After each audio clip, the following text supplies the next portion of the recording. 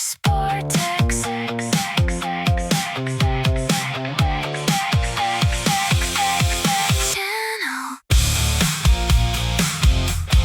Vortex X. Hello and welcome to the first video on Channel Vortex X. We're going to be looking at pop culture, all the different aspects from sci-fi and horror to cult TV, vinyl and rock music, and whatever else takes our fancy. Today's video is all about the top 5 classic Doctor Who serials. At number 5, I've chosen the Three Doctors. 3 incarnations of the Doctor are thrown together not for elegance, but for sheer gleeful chaos of watching them squabble like the mad uncle that argues with himself at a family reunion.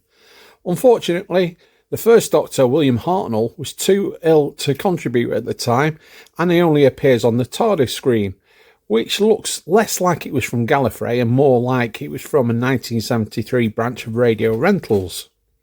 The interactions between Troughton and Pertwee are an absolute delight, and the villain, Omega, an exiled Time Lord, is a lot of fun, even though he does bring to mind the man with the stick from Vic Reeves' Big Night Out. Add to that Joe Grant, the blobby Geldards and Unit, and you have a fun romp with a slightly glam rock feel. Number 4, I've chosen Genesis of the Daleks. So, in Genesis of the Daleks, the Doctor is sent back in time by the Time Lords to Skaro to either avert or modify the creation of his enemies, the Daleks. The Doctor meets the Dalek creator Davros, who looks like the result of a Dalek and a tortoise having a dirty weekend in a Travelodge.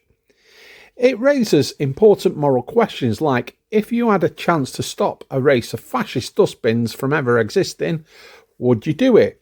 Which was a deep philosophical moment sandwiched in between Basil Brush and the Generation Game. In all honesty though, it's completely brilliant because it combines tense moral decisions with iconic villains, sharp writing, and some seriously chilling echoes of fascism in the late 1930s.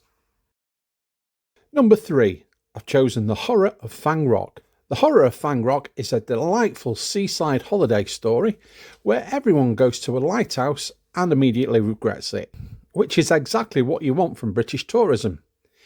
It features a mysterious glowing space jellyfish that arrives on Earth, presumably because even alien life forms can't resist the appeal of dank cliffs and emotional distress. The monster is a Rutan, which sounds like something you might buy from PC World, but is actually a floating space jellyfish with the social skills of a damp firework. The upside is, at least if you're going to be viciously murdered in a Victorian lighthouse, at least you get to listen to Tom Baker explain it in his iconic voice first. The Horror of Fang Rock is a genuinely tense, claustrophobic thriller which put me behind the sofa as a nipper, and it still stands up well today. Number 2, The Five Doctors.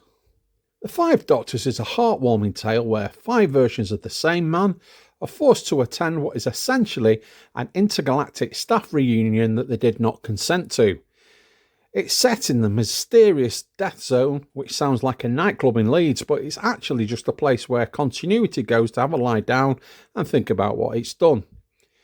The Doctors spend most of the time arguing, running about, and proving that time travel mostly just increases the number of people in a room without actually improving decision making. In the end, it's a lovely reminder that if you ignore enough narrative logic, you can get 5 actors in one story and call it anniversary television. For number 1, I'm going with The Seeds of Doom. The Seeds of Doom is a charming environmental story about a man in a scarf trying to stop homicidal plant pods from turning the Earth into a giant salad bar. It begins in Antarctica, which is a sensible place to keep ancient alien vegetation to stop it from going off. Aside from being up against killer plants, the Doctor and Sarah Jane have to go up against Boise from Only Fools and Horses in the days before he met Marlene.